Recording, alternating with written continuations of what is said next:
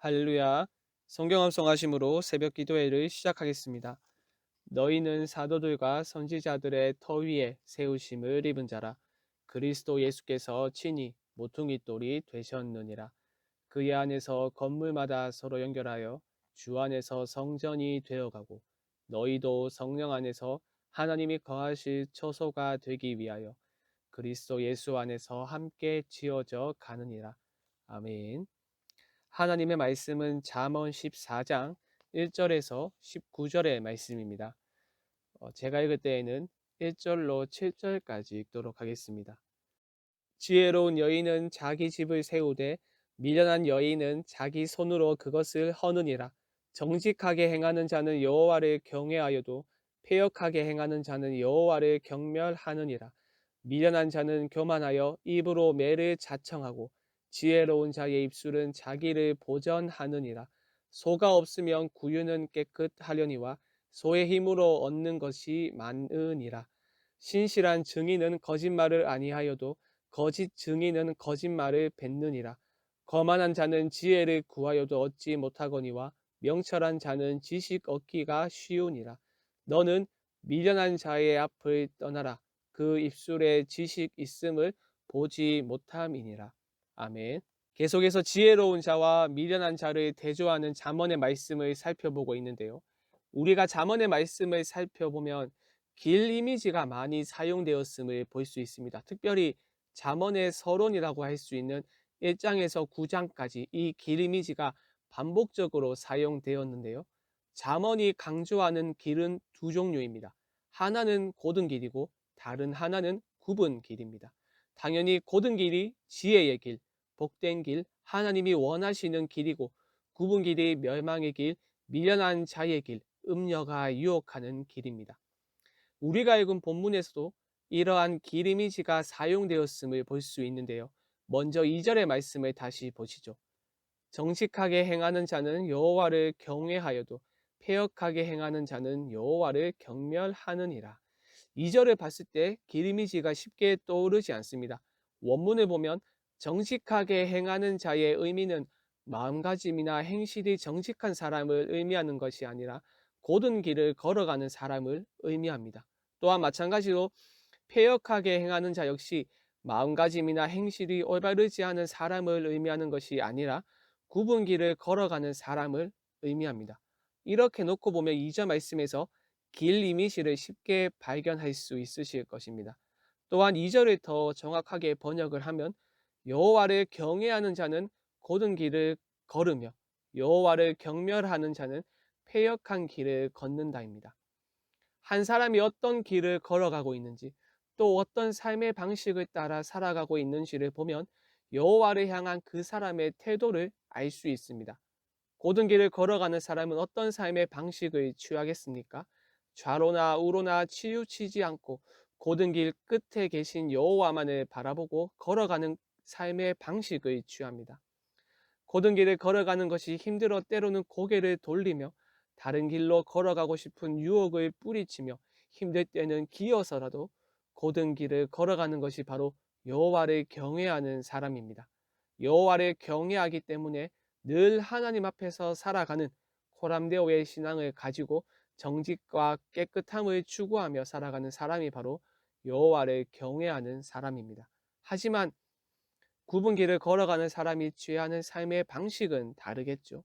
이 길은 밝은 길이 아니라 어두운 길이며 행악하는 것을 수치스러운 것으로 여기는 것이 아니라 오히려 행악을 기뻐하고 즐거워합니다. 곧은 길을 걸어가는 것이 아니기에 술에 취한 사람처럼 지그재그로 걸어가며 하나님을 기쁘시게 하는 것이 목적이 아니기에 하나님의 뜻을 따라 걸어가지 않고 자신의 욕망을 따라 걸어갑니다. 그 길의 끝은 어떻게 되겠습니까?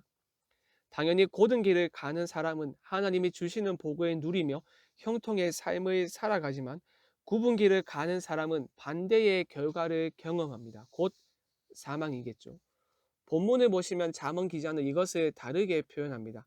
우리가 읽지는 않았지만 14절의 말씀을 보시면 이렇게 말합니다. 마음이 굽은 자는 자기 행위로 보응이 가득하겠고 선한 사람도 자기의 행위로 그러하리라.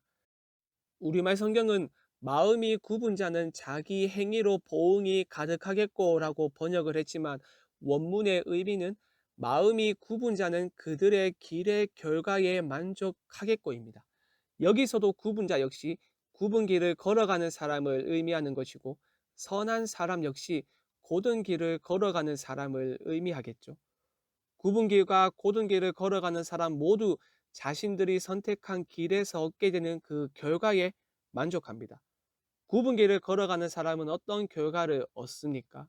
생명 길을 얻지 못합니다. 곧 사망을 얻을 뿐이겠죠.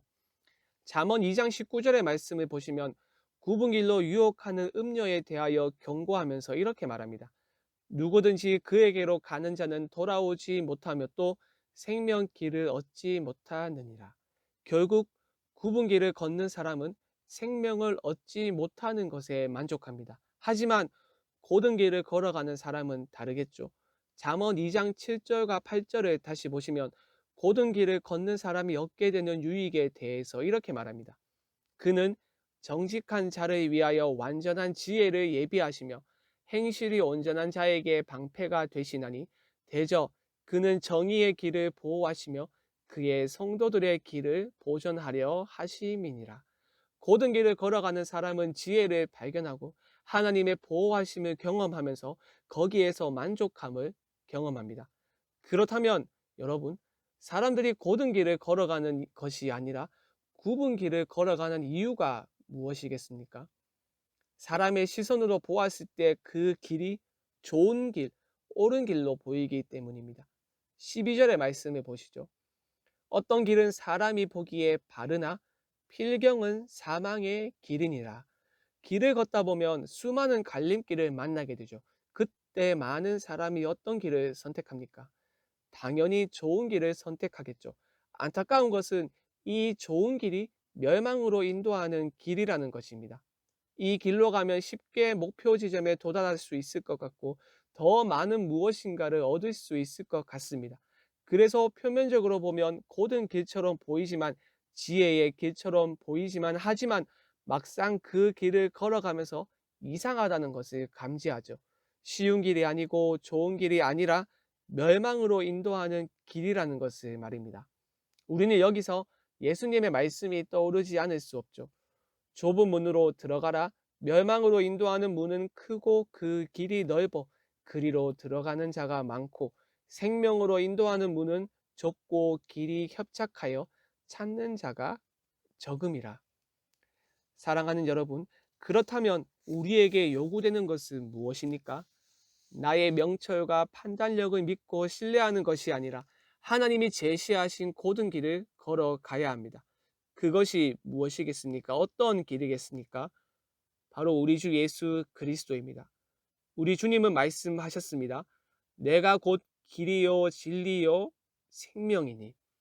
주님이 가장 확실한 곧은 길입니다. 우리의 판단력은 부분적이고 불투명하기 때문에 좋은 길이라고 생각했지만 실상은 넓은 길이며 굽은 길인 경우가 너무나도 많습니다. 하지만 하나님이 우리에게 제시하신 객관적이고 명확한 올곧은 한 길, 우리 주 예수 그리스도께서 걸어가신 길은 확실한 곧은 길입니다. 그리고 그 길을 걸어갈 때 우리를 기다리고 있는 것은 생명입니다. 비록 그 길이 주께서 말씀하신 것처럼 좁은 문, 좁은 길이기 때문에 어려움이 많은 것은 분명합니다. 하지만 하나님이 방패가 되어주시고 지켜주신다고 약속하셨으니 이 약속의 말씀을 굳게 붙들며 곧은 길, 좁은 길, 우리 주 예수 그리스도께서 걸어가신 그 길을 끝까지 걸어가는 여러분이 되길 바랍니다. 함께 말씀 생각하며 합심으로 기도하겠습니다. 굽은 길, 넓은 길을 걸어가는 것이 아니라 우리 주 예수 그리스도의 길, 좁은 길, 곧은 길을 걸어감으로써 하나님이 주시는 생명을 누릴 수 있도록 우리를 붙들어 주시옵소서. 수요일은 선교와 전도를 위하여 기도하는 날입니다.